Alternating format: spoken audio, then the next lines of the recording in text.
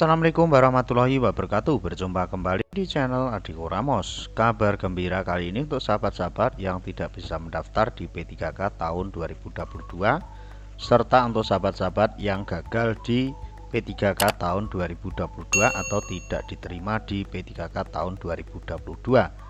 Kabar berikut ini berasal dari hasil rakor tadi malam.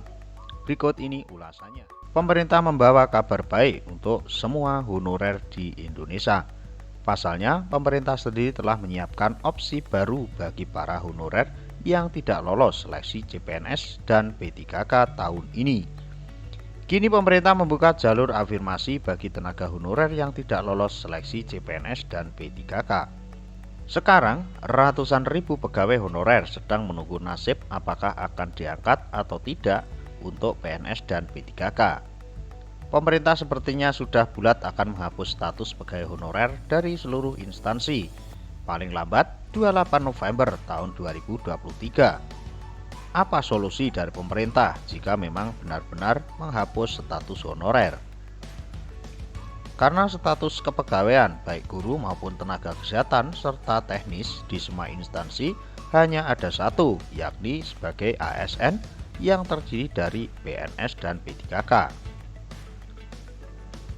Kebijakan pemerintah ini semata-mata untuk memberikan kepastian dan kejelasan sistem gaji atau pengupahan karena selama ini tenaga non-ASN tersebut menerima gaji di bawah UMR.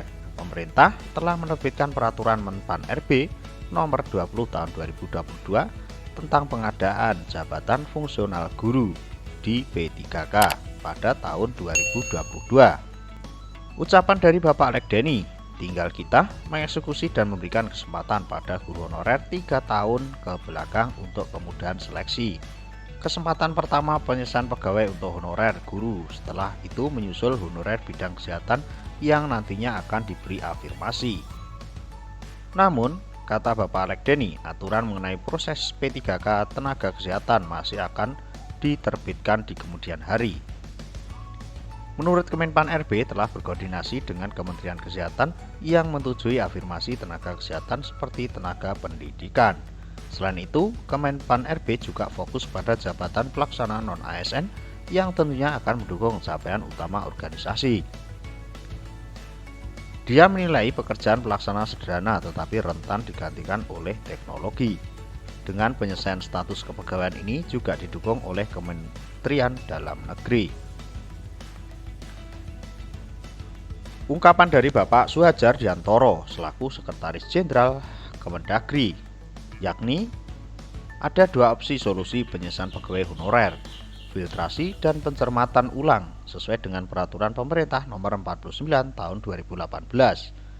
Sedangkan untuk opsi filtrasi, Suhadjar mengarahkan agar ex tenaga honorer kategori 2 atau THK 2 yang masih memenuhi syarat untuk mengikuti CPNS dan P3K. Sementara bagi THK yang tidak lulus nantinya akan didorong mengikuti seleksi P3K afirmasi. Disinilah letak kabar gembiranya sahabat-sahabat. Akan ada P3K afirmasi yang sudah digulirkan oleh Kemenpan RB maupun oleh Kemendagri. Kebijakan ini berlaku selama 4 tahun sampai dengan tahun 2026, pungkas Suhadjar mewakili pemerintah melalui Kemendagri. Karena P3K afirmasi adalah kebijakan khusus atau diskresi bagi THK 2 agar dapat diangkat menjadi P3K dengan syarat khusus. Hal ini juga diamini oleh Menko Polhukam, Bapak Mahfud MD. Pegawai non-ASN tersebut bisa diatur melalui skema alih daya ataupun outsourcing oleh pihak ketiga bagi yang kualifikasinya tidak memenuhi syarat sebagai ASN.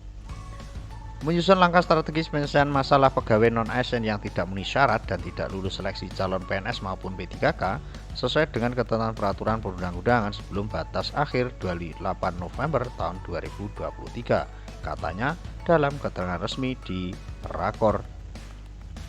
Bapak Mahfud MD yang sementara ini menjabat sebagai Menko Polhukam atau sebagai Menteri Pendayaguna Negara Admin Interim menegaskan, bagi pejabat pembina kepegawaian atau PPK yang tidak mengindahkan amanat peraturan perundang-undangan tetap akan mendapatkan sanksi sesuai dengan peraturan perundang-undangan.